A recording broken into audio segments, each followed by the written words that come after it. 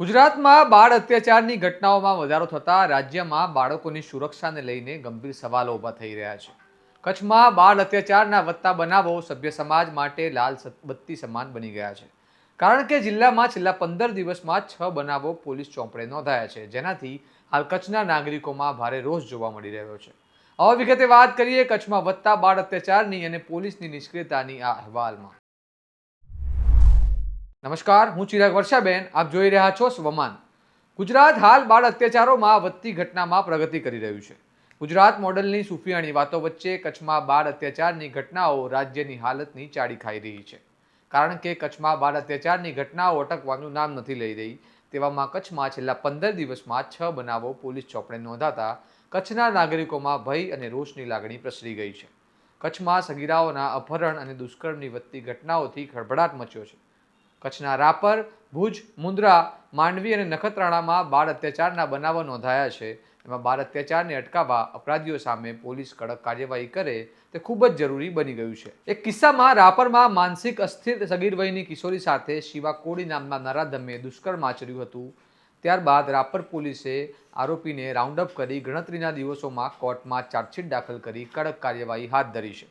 બીજી બાજુ મુન્દ્રાના ગ્રામ્ય વિસ્તારમાં 6 માસૂમ બાળકી પર મનીષ માજી નામના નરાધમે દુષ્કર્મ ગુજાર્યું હતું, જેનાથી સમગ્ર પંથકમાં ચકચાર મચી ગઈ હતી. પરંતુ જ્યારે બાળકીની હાલત ખૂબ નાજુક બની ત્યારે બાળકીને પ્રથમ ગામની હોસ્પિટલમાં લઈ જવામાં આવી અને ત્યાં દાખલ કરાઈ. તેને વધુ સારવારની જરૂર પડતા મુન્દ્રા અને ભુજની સરકારી હોસ્પિટલમાં તેને દાખલ કરાઈ હતી. મુન્દ્રા પોલીસે નરાધમને ઝડપીને કાર્યવાહી હાથ ધરી છે. ભુજ તાલુકાના ગ્રામ્ય વિસ્તારમાં રજાક ઓસમાણ સમા નામના નરાધમે સગીર વયની કિશોરી સાથે બદકામ કરવાના ઈરાદે લલચાવી ફોસલાવી અપહરણ કરી ગયો હતો, જેને લઈને પોલીસે તપાસ શરૂ કરી છે. વધુમાં એક અન્ય ઘટના પણ ચોંકાવનારી છે. નખત્રાણા તાલુકાના 2 ગામડાઓમાં કિશોરીઓ સાથે શોષણ થયાની અલગ અલગ ફરિયાદ નોંધાઈ છે. જેમાં નખત્રાણા પોલીસ મથકે આ મામલે આરોપી મુકેશ પટેલ, ભાવેશ જોગી, શ્યામ જોગી સામે ફરિયાદ નોંધાઈ હતી. માંડવી તાલુકાના ગ્રામ્ય પંથકમાં હરિયાણાના નરાધમ સામે પોલીસે કિશોરી પર દુષ્કર્મ ગુજારવાની ફરિયાદ નોંધતા ચકચાર મચી ગઈ છે. પોલીસે નરાધમો સામે પોક્સો સહિતની ગંભીર કલમો હેઠળ ગુનો નોંધી તપાસના ચક્રો ગતિમાન કર્યા છે.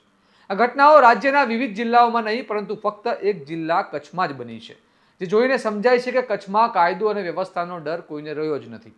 ફરિયાદો થાય અને પછી સમાજ અને તંત્ર બધા આવી ઘટનાઓ ભૂલી જાય છે. પરંતુ આવી ઘટનાઓ વધતા આવા કિસ્સાઓમાં સમાજ અને તંત્ર બંને માટે લાલબત્તી સમાન છે. કચ્છ પોલીસે આવા નરાધમો સામે કડકમાં કડક કાર્યવાહી કરી દાખલો બેસાડવો પડે તો જ આવી ઘટનાઓ પર કાબૂ મેળવી શકાશે. નહીં તો આવા બનાવો બનતા રહેશે અને આપણે મૂક દર્શક જેમ જોતા રહીશું.